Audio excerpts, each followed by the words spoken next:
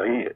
कल मैं इधर आया तो आज अखबार में मैंने देखा कि लंबी चौड़ी बयान दिया जफरुल्लाह साहब ने, उसमें जूनागढ़ को भी डाल दिया। जूनागढ़ को सलाह जफरुल्लाह साहब ने दिया था कि हाँ तुम पाकिस्तान में शरीक हो जाओ, वो ठीक है, तो उसका जूनागढ़ का नवाब को भोगना पड़ता है, कोई जफरुल्लाह साहब को भोगना नहीं पड़ता है।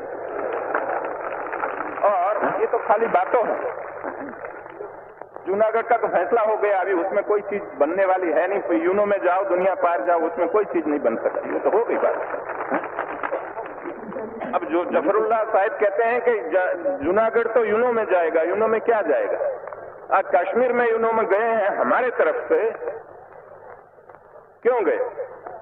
हमें तो इस तरह से कहा कि भाई ये पाकिस्तान खुली लड़ाई करे तब तो अच्छा है, लेकिन खुली लड़ाई नहीं करते हैं, अपने आदमियों के पास लड़ाते हैं, अपने वहां से सारा सामान देते हैं, अपने वहां से सब हथियार देते हैं, अपने वहां से जितना सामग्री चाहिए पूरी देते हैं, अपने वहां से रास्ता देते हैं।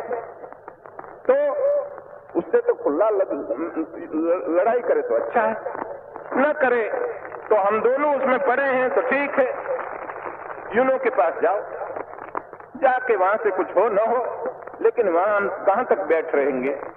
इस तरह से हम बैठ नहीं रह सकते। तो कश्मीर का मामला तो अलग है, जूनागढ़ का मामला अलग है। जूनागढ़ यूनो के पास जा नहीं सकता, क्योंकि जूनागढ़ कहते हैं कि आपने भी रास्ता दिया था। हमने किसको रास्ता दिया था? हमने किसी को रास्ता दिया नहीं।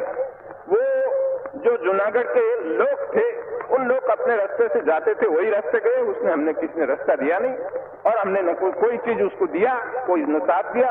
और जूनागढ़ में एक मक्खी भी मारनी नहीं पड़ी, किसी के ऊपर कोई हथियार चलाना ही नहीं पड़ा, फिर क्या रहा?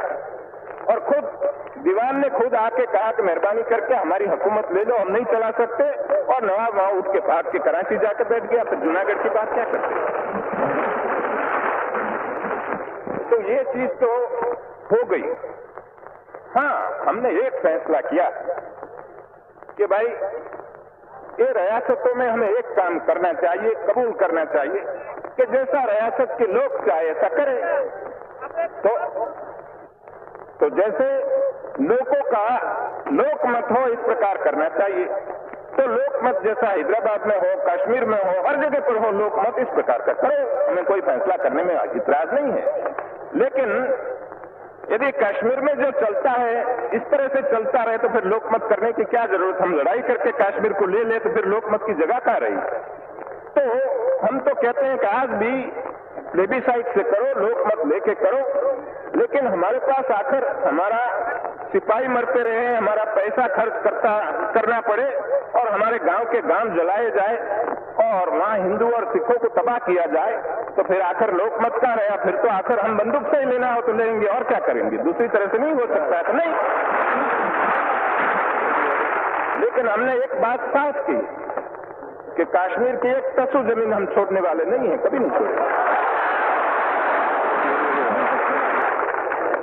तो अब दूसरा आपको ये समझना है कि ऐसी जब नाजुक हालत में हम पड़े हैं, इस समय पर हमको क्यों तंग करते हो?